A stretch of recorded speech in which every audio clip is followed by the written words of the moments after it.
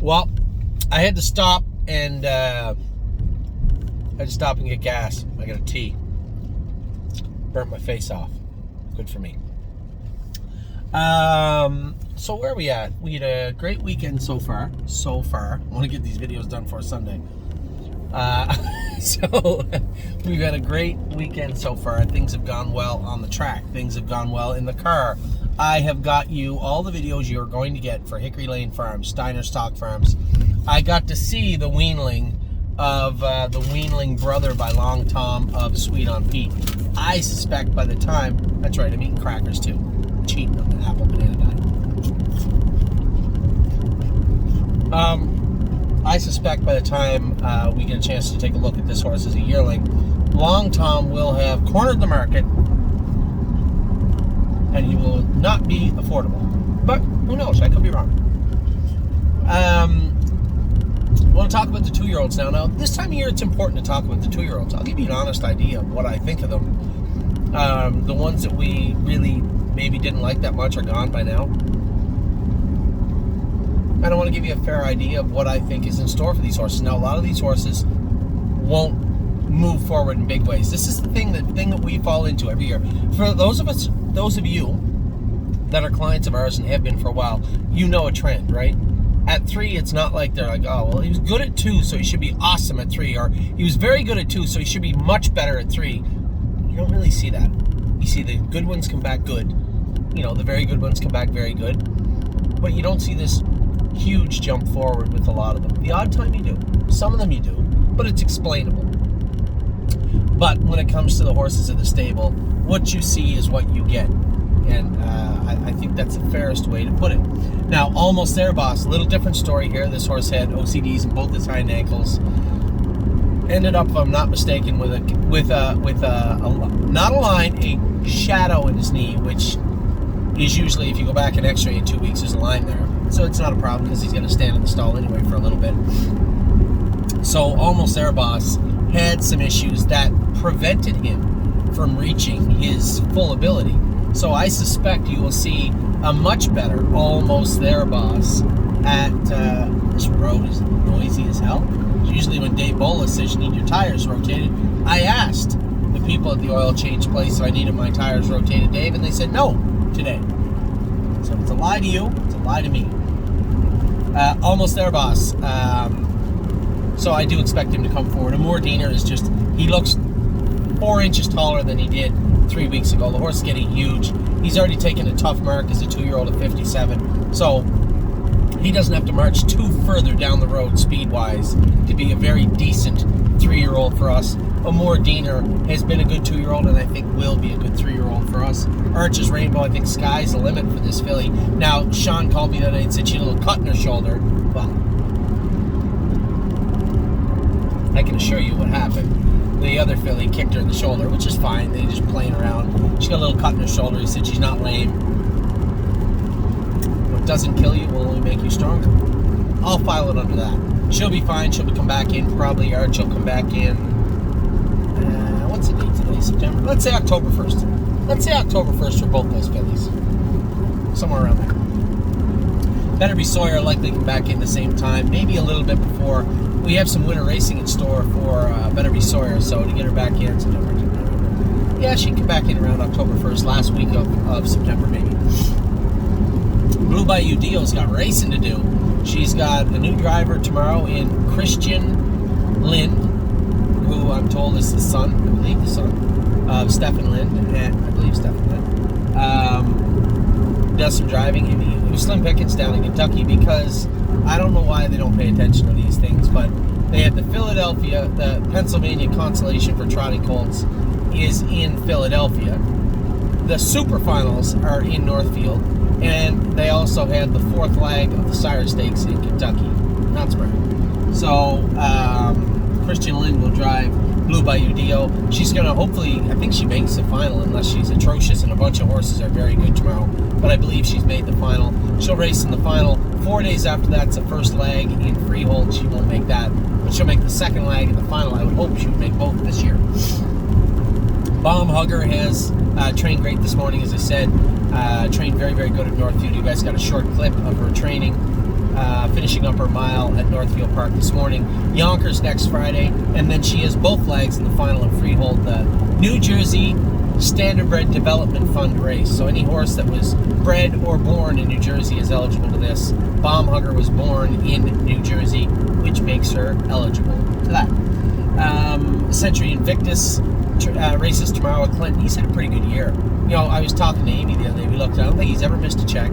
He's paced 52. He's really done a lot. Maybe, I think we, you know, the way he was bred and how much we paid for him, I think we forgot how many horses were expensive in Ontario last year. We were like, oh, you know, Century Invictus should be a killer. He was. There was just a lot of them. So I think there's a lot of growing to do there. Mentally, he's matured unbelievably from training down till now. So I think that the sky's the limit for this guy. I really, really think he'll have a very productive sophomore season. Confederate Cruiser will likely be a lot of what he is right now. I know, you know, the other day I was talking to Dave, one of our clients, a partner of mine on Confederate Cruiser. He's like, why don't we just turn him out? And immediately I'm like, absolutely not. And then the more I got thinking about it, I'm like, yeah, why don't we turn him out? What are we going to do? Suck the rest of the life out of him just to race in the fairs? Or turn him out and hope that he comes back like his brother did last year at 55 as a 2-year-old, then 51 as a 3-year-old. So maybe we will. I think maybe we will turn out Confederate Cruiser and let him grow up. You know, he's been gritty. That mile he went the other day was, 1, unfair to him, and 2, just as tough as you could ask a horse to race. Every ounce of fuel he had in him was left on the track. He worked as hard as he could and has just become a real nice horse to drive. I don't know what kind of 3-year-old he'll be, how fast he'll be, and he'll be a useful horse regardless, and he's a nice horse to be around. So Confederate Cruiser, we'll probably turn him out, I guess, this week. Duke Dio trained this morning 2-3, but that's all he was ready to go. We'll come back with a couple of more stiff miles with him. He can't qualify next week because we're not here next week. We have to be in Scioto for the Buckeye, and the Meadows is closed. I was actually going to load them up on the truck, the ones I was going to qualify, and take them to the Meadows, but they're just going to have to wait a week. So Duke Dio will qualify. Actually, the way he trained today, he's not really ready to qualify anyway. He's close, not quite ready yet. What do we got here? Eyes at 10. I saw her in the field at Schaefer and Sons Farm in McClellantown, Pennsylvania. Yesterday, I made a video for you guys. She looks great. We'll bring her back in December 1st. That's when she'll be back in. Garden State Deal will also come back in December 1st. She's turned out in Kentucky at Haley Moore's farm, out playing in the Bluegrass State. Grace looked much better training the other day when I was home and went with her.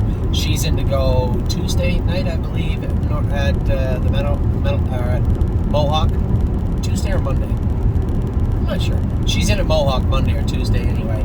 She'll race there, then again the next week, and then 6 days back to the Gold. She should be in fine form if everything goes according to plan this coming week. Granite Hill turned out at the farm. He's out playing around. We'll bring him back in December 1st. Also, Hill of Magic now. July, August, she can win the pool in October, end of October, and then when that crack in her coffin bone is completely filled in, then we will start jogging her. So she'll stay in Ohio and head for the pool in October. Kathy Will and I will come back in likely October 1st with the other filly. She's been out since May. So Kathy will head back to Canada, I suspect. You're not with us anymore. Massive Profit. He's in Ontario right now. We're getting a chip removed. He didn't break it. This was an old chip. Irv told me he was a little off left front, so they did some x-raying and found an old chip on the front of his pastern, and that has to come out. So it doesn't have to come out. Could have injected it, sweated it, done a lot of things, but given his trajectory, given the fact that there's at least 1 or 2 or 3 or 4 or 8 colts that he can't beat in Indiana, why don't we just take our time, turn him out, and but before that, we'll take that chip out, make sure it doesn't bother him as a 3-year-old, and then we'll let him grow up. So that's a plan with Massive Profit. Matt's MVP, I showed him yesterday. He's turned out with Twin Bee Habanero at Schaefer Farms in Pennsylvania. He looks really, really good. Of Tom is starting to put a lot of weight on. Man, it's going to be fun to race her at 3. We are going to go back and put the 5/8 shoes back on her for Wednesday night, I believe. Maybe we'll just go back to toe weights. I'm undecided. She's going to get some weight in some form, for next week at Scioto. One to skip a few is going to be racing also at Scioto on Wednesday. Peanut Butter and Jelly is out till December 1st to fill out, grow up a little bit. Prairie Fire's jogging now. I mean, we're going to, I do want to know what the hell happened with that lag. So I think we'll put an ultrasound on that and see if there's anything new there. If there isn't, maybe I'll train him a couple of times and turn him out. But he's missed the season. It really is perplexing and frustrating, but at the same time, it happens. I mean, it's just the way it is. I'm very happy with the way he looks. Shelby did a great job taking care of him while he was off. Put a lot of weight on. He looks really, really good. So I'm really happy with him. A little bummed out that he didn't get to race this year, but that's the way it is. Procrastinator is out in the field. He'll be out till December 1st also. I just saw his sister moments ago at Steiner Stock Farm. She looks a lot like him. Her head looks a lot like him. She's not quite as bulky as he is. Where are we at here? Procrastinator. Purple Aura. I just saw her What the Hill brother, I think. He looks really, really good too. Purple Aura will be racing in Scioto on Wednesday also, for those of you that are wondering. Where we go here? Down to the P's. We're at Purple Aura Renegade Gypsy. I assume he'll race in the grassroots this week. Mario's done a great job keeping him fresh, keeping him sharp, and keeping him away from the killers. I know there was some people a little dismayed that he didn't race in the Champlain, but I'm here to tell you there was a -0 chance that I was going to race him in the Champlain. I'm not racing the horse over his head. As I've said multiple times over the last few weeks, we are going to learn from our mistakes of the past. And racing 2-year-olds in where they don't belong is one that we had to learn. So, Resolute Bay, big winner today at Hanover. He raced great. Johnny has got one more start for us, Johnny McKinnon. He's got Century Invictus tomorrow. Going out with a bang, and Resolute Bay raced great today. Rosie's Masterpiece will be coming back in, as I said, around October 1st for her and Arch's Rainbow. They'll be back in action, starting to jog around October 1st. Where are we at now? We're at Slim Jimmy. I was very concerned with Slim Jimmy, the way he trained this week, the way he raced his last start. Then we found out he bled. Then after that, we weren't very comfortable with the way his footwear seemed to be bothering him. So we put the burrs on him, and he was okay for about 10 days, and then they started to hurt him after he raced. Jason had mentioned it to me going into the last race, said, geez, those burrs seem to be bothering him a little bit more. And I said, well, we'll race him. We did. He bled. We put him on Lasix. We went back to the flip-flop, changed the degree of his foot, hoping that it would keep him out of his elbow. He trained on Tuesday. He didn't train that good on Tuesday. He made a break and did touch his elbow, so he had to change shoes again. Went back Thursday. He seemed a lot more comfortable with the footwear we had on him Thursday. Trained very good. Now, he didn't train him fast, but he trained very good, and he's been really, really quiet ever since. So Thursday before his training trip, he was quiet, chilled out, not stressed at all. Friday, same thing. Today, Jason jogged him, said, no, he was awesome today. So hopefully, my only concern is that liver count, the marker in his liver. There's nothing we can do. We did the best we could. We cleaned it out the best we could. But at the same time, good horses overcome stuff like that. And one thing's for certain, Slim Jimmy is a good horse. Stonebridge Dolce, very surprised with her of late. We are going to qualify her. She was going to qualify this Wednesday, but we're going to put that on hold for a week. We'll qualify her a week from this Wednesday at Northfield Park. And then we'll see what we have with the big girl. But I've been very, very happy with her of late. Not nearly as happy as I've been with, I don't want to jump over, Hakati. They call him Hank out at the farm. Hank's knees are great now. He's out playing. We turned out a horse yesterday that was going to go out and play with him. Who did we turn out? Oh, World for Two. World for Two is going to play with Hank for a few weeks. Hank will come back. World for Two will not. He'll stay out in the field probably until December 1st. Sweet on Pete trained like a beast on Tuesday. Very happy with the way she trained. She is coming in sharp as attack and looks great. Jason has done a great job with both those horses. The vet and Jason have put together a great plan all week for those horses, Sweet on Pete and Slim Jimmy. Slim Jimmy, we made the necessary corrections to his equipment after his Tuesday training. He's looked great the last few days. Sweet on Pete trained like a beast, and she looks great coming into the final tomorrow evening. Taiwan On finished off her year yesterday, her rookie season with a bang. Finished third in the Pennsylvania Stars as a filly that never missed a check in her entire life. Only missed the board twice. Trotted in 55 flat as a 2-year-old in her last start and put together, I don't know, $60,000 or $70,000, but looked awesome doing it. So proud of her. Tioga Sunshine's going to race in the Prospect Series. I said to Harry, hey, if you don't want to race her at Mohawk, which I was hoping he didn't, the Prospect Series goes next week, and I think that's where he's got her in to go. So, Tioga Sunshine, again, much like the Trajectory, a little later in the year, not quite the same, but it was Sweet on Pete, where keep her hidden, keep her hidden, keep her hidden. This is a horse that I think that is a wise plan, so Harry did the right thing, I believe, in putting her in the Prospect Series.